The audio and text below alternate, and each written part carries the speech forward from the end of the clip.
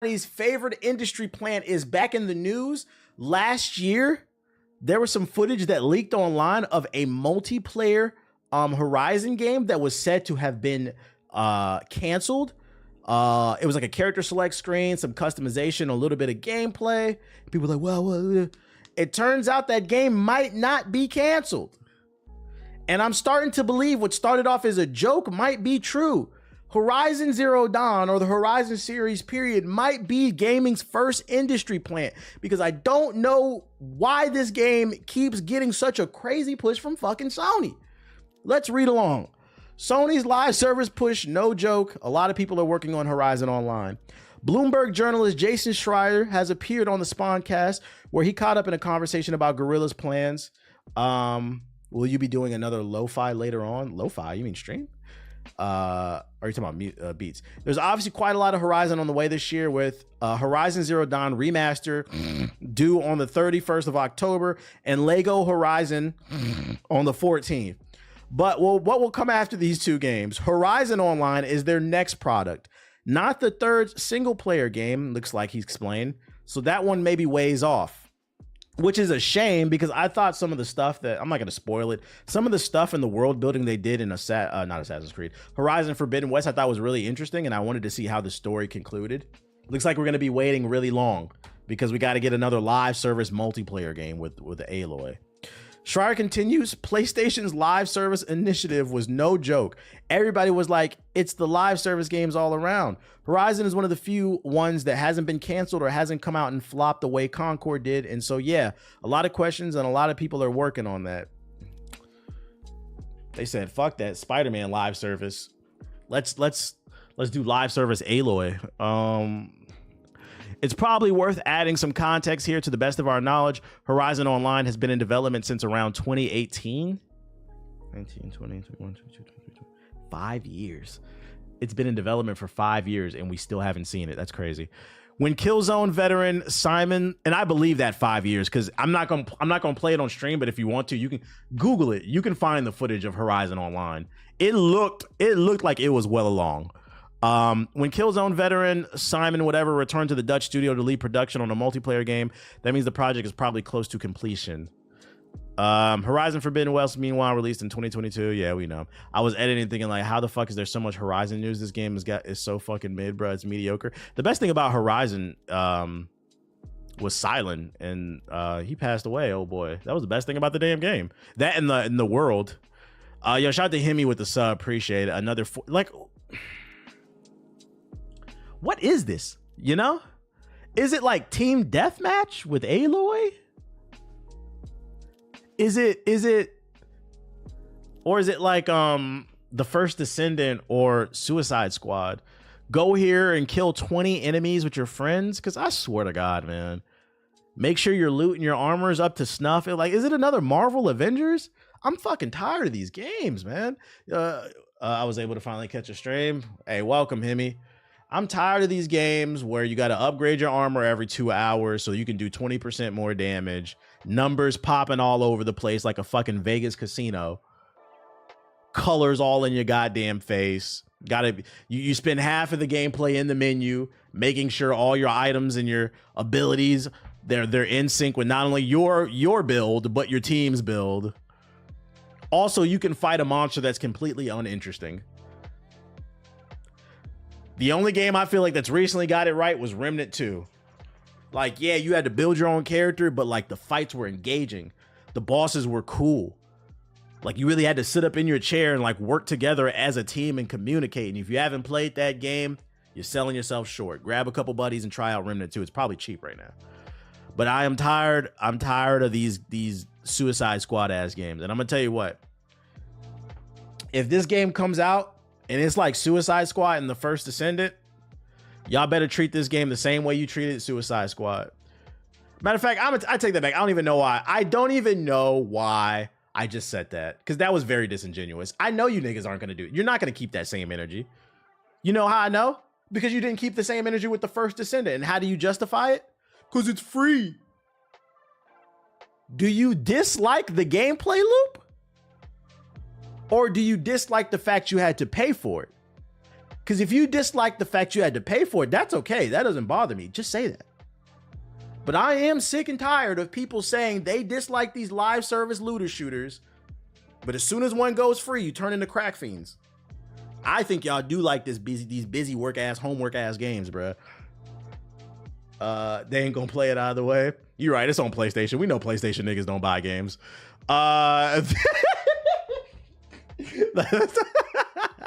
They too busy re-ing up on ice, buying ice bags at the grocery store to put on their PS4.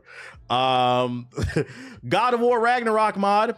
For those of you on PC, you know who really buys PlayStation exclusives? PC niggas. Cause y'all didn't buy Final Fantasy VII Rebirth. What's the name? God of War is doing good on PC, just like every other PlayStation games. Thank the PC Master Race. They're keeping your PS4 alive. But one thing PC gamers don't like is you have to make a PlayStation account to play games on PC. And initially I didn't understand kind of the hoopla around it. And then I read more into it and I started to understand it. A lot of that stuff is region locked. So there are certain countries that can't play games on Steam that are PlayStation games, but also security issues. I was like, you know what? That's valid too. PSN gets hacked all the fucking time.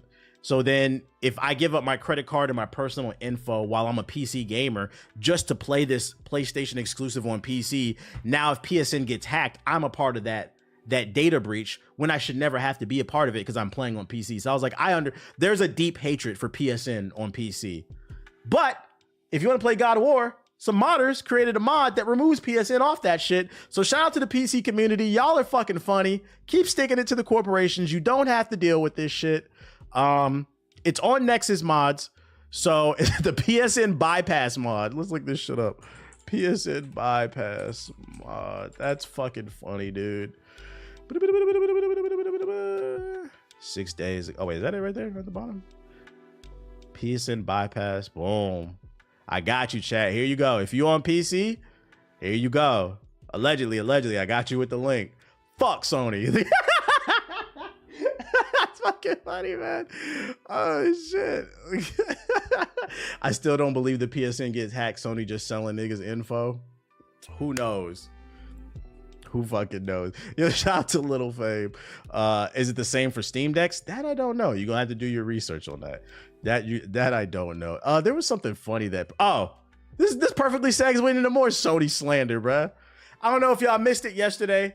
You probably did on PS4 because you niggas don't got no games anyway, and your PS4 doesn't start. And when it does, you gotta get jumper cables like it's a car. But for people who are on PS5 who actually own current gen consoles, you are aware that PSN was down yesterday. So I just wanted to let the PS4 niggas know that PSN was down yesterday. You would have known that if you had a 5. Anyways, that's enough of the news for poor people. The PS4 actually has games though. Yeah, changing your wallpaper every day is pretty fun. It's pretty fun. Wallpaper change, logging in, talking through the earbud to your friends. Sound like you're on a Vietnam radio. That's pretty fun. Renewing your month-to-month PSN subscription. If you're on a month-to-month PSN subscription, that's why you cannot save for a PS5. You are spending more money every month. Go without it for a few months. Play some single-player games. Save your money and get a PS5. It's not that bad, bro. It's not that bad.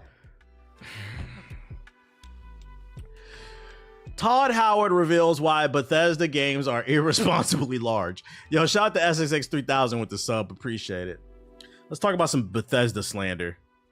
Everyone loves a Bethesda. No, we don't. Does bigger equal better? Over the years, Bethesda game studio titles have gotten... Yeah, let's get to the actual quote, though. Oh, there we go. In 2023, the team released Starfield after many years of development, offering up a veritable feast of exploration features and 1,000 planets in a vast universe, 1,000 planets with nothing and no cars on them. They just put the car in there. Many have argued that the bigger doesn't necessarily mean better, and as Todd Howard recognizes, making these worlds so gargantuan isn't always sensible.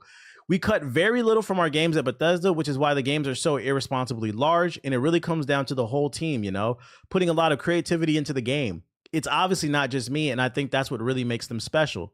Nigga, what? I thought he was apologizing. He's defending it, which is crazy in itself. We cut very little of our games at Bethesda, which is why games are so irresponsibly large.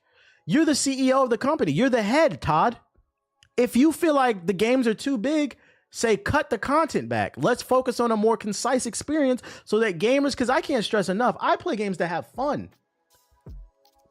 When I heard there was 1,000 planets in this game, I knew this shit was gonna suck. Who gives a fuck, bruh?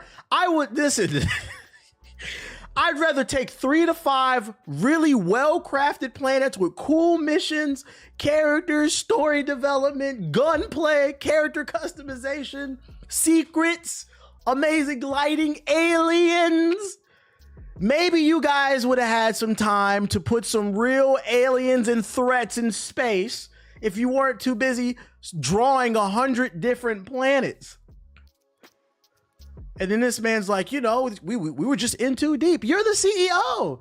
You're the head of the company. Say, hey, we need to do better.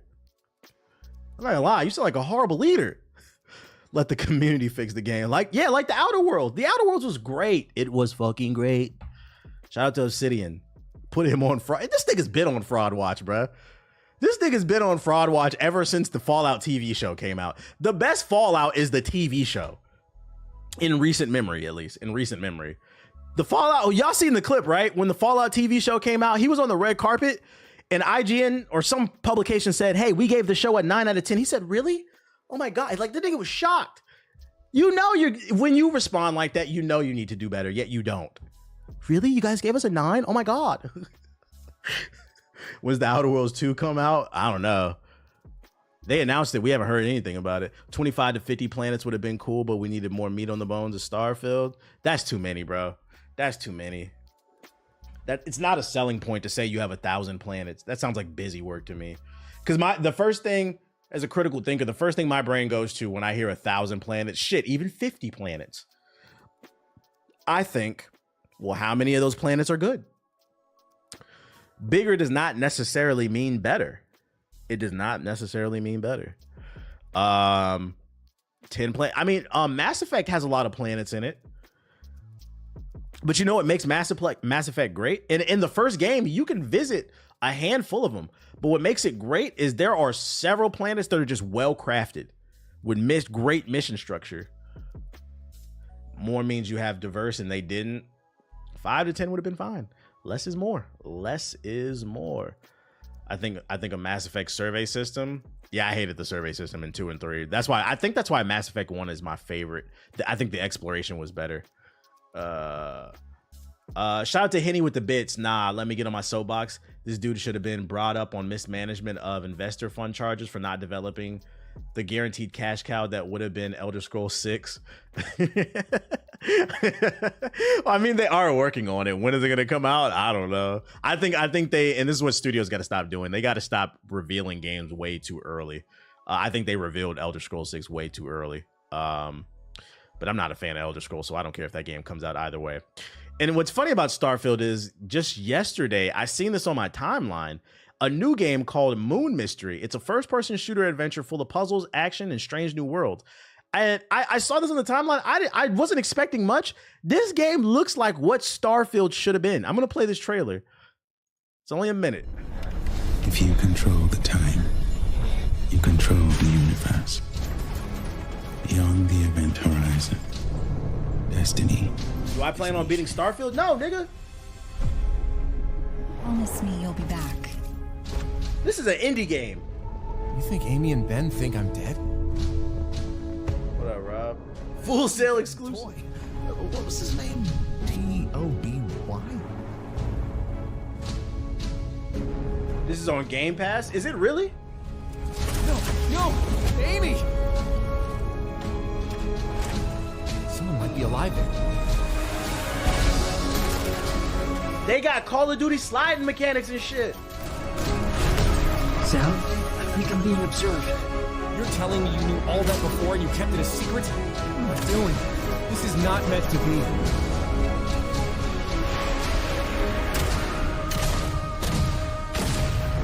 If the universe is infinite, This look kind of good. It's not bad. It's not bad. It don't look bad. I see a handful of y'all talking about it. Hit a link. Hit a link if you want to keep up with it. Wish listed it. It doesn't look bad. But I was like, how the fuck this shit look better than Starfield already? Like, it got a story, gameplay, all that shit. Unreal Engine 6 really making indie developers a threat to AAA studios. Unreal Engine 6, you mean 5? Yo, shout out to Robavelli with the sub. Appreciate it. Fuck Unreal Engine 5. Unreal Engine 5 is woke, remember?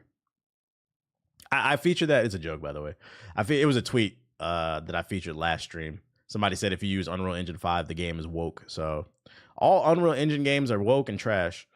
Yeah, it's the DEI engine, which, by the way, nobody answered my question. It's the title of my stream. Is there DEI? Is there heaven for DEIs? Is there? Let me know. Play a fucking beat, bitch. The games industry is undergoing a generational change, says Epic CEO Tim Sweeney. A lot of games are released with high budgets and they're not selling. Epic Games CEO Tim Sweeney said during his address at today's Unreal Fest in Seattle that while there's still uncertainty about what exactly the metaverse is, that government lizard shit, the continuing growth of Fortnite and the failure of a number of high-profile, big-budget games to meet expectations is proof that it represents the future of gaming. Fortnite hit new records in currency. Sweeney said during his opening comments, achieving an all-time peak of 110 million active users over the precious holiday season, an accomplishment he said coming amidst a generational change in the games industry. God damn. 110 million active users still? That's what I said. Y'all lying. I wonder how many of these are PS4 players. Let's see. PS4 laptop sales.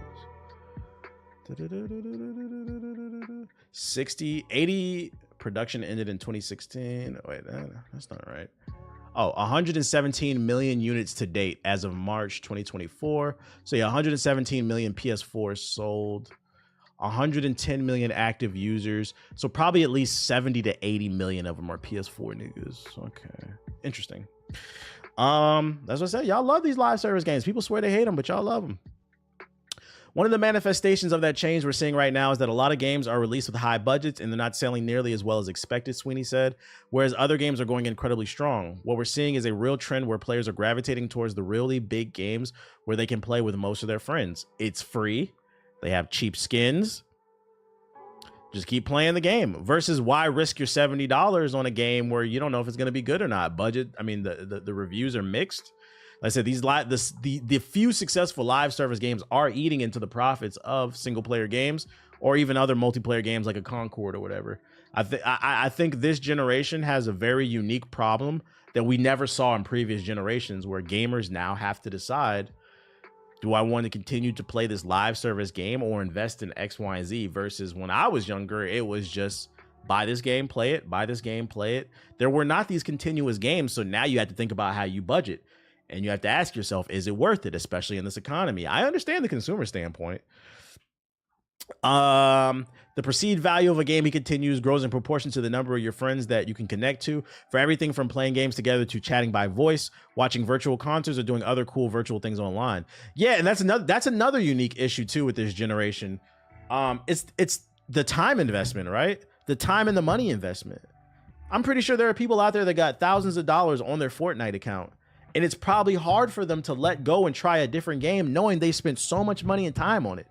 It almost becomes like a vicious cycle that they're stuck in. Some people will call it the metaverse, Sweeney said, and we're not all in agreement on what this means. Some people, when they hear the word metaverse, they think of Facebook doing with VR and now AR. Some people use the metaverse to describe everything they don't like about the current Fortnite season. Regardless of what you think of the moment-to-moment state of Fortnite, though, it's new and it's exciting, and it's something that's never happened in this scale or history of entertainment, Sweeney said. The evolving story and ongoing live content updates are obviously a huge part of that, but he attributed much of Fortnite's success to all the world's brands participating and dropping in, musicians reaching users, Disney and Star Wars and others all. Yeah, that's also, I don't know how they managed to do that, but managed to pull off putting so many different characters. Like I seen a clip the other day of Miss Incredible looking extra thick and niggas standing behind her as Doctor Doom and Ryu throwing cash on their ass and shit. Like it makes for like funny clips, and like you can't do that in any other game. What up, Jason? Yeah, that sunken cost fallacy of how much they're invested in this shit. I'm sick of live service games though. I'm ready for them to go. Also, with games becoming jobs with all these daily missions, yeah. And people don't even understand like the psychology behind it. They've been sucked into doing a job. I gotta get my dailies, gotta get my weeklies in, gotta get my monthlies. If I don't, I'll be behind, and then you get made fun of. Like, imagine being a kid who doesn't have much sense of self, especially because, I mean, they're kids, you're still maturing, right? Like, the last time I got on Fortnite, everybody made fun of me because I didn't have a skin. Now I'm a grown-ass man, so I'm like, nigga, fuck you. I'm still gonna get these kills. I'm still not gonna build nothing. I'm gonna play like an unk, and I'm still gonna get some kills, like, whatever. But imagine being a kid who's not fully mentally developed, and you hear that from your friend group all the time. You don't have no skins, you're poor. Now you're getting bullied into buying shit. You're stealing your mom's credit card and shit, your dad's credit card. Oh yeah, you didn't get the battle pass? That's crazy. Sorry, my parents are struggling to make rent. Can't relate. Kid's having a breakdown right now because he missed his dailies. Like, that's a thing now that's very unique. That did not exist when I was a kid. Oh shit. That's fucking funny, dude. I remember grinding hours for Halo Reach skins. The only live service game I remember really grinding was, which is an early one, was PlanetSide 2. I grinded that for like a year. Then I got tired of it. And then I grinded Apex as well, which y'all saw. We grinded that for like a good 2 or 3 years. And then I got tired of doing the monthly dailies. But it's very rare that like games like that good where I feel inspired. They got no build mode now. Still not playing it. I'm just tired. I believe in letting things run their course. I get tired of shit.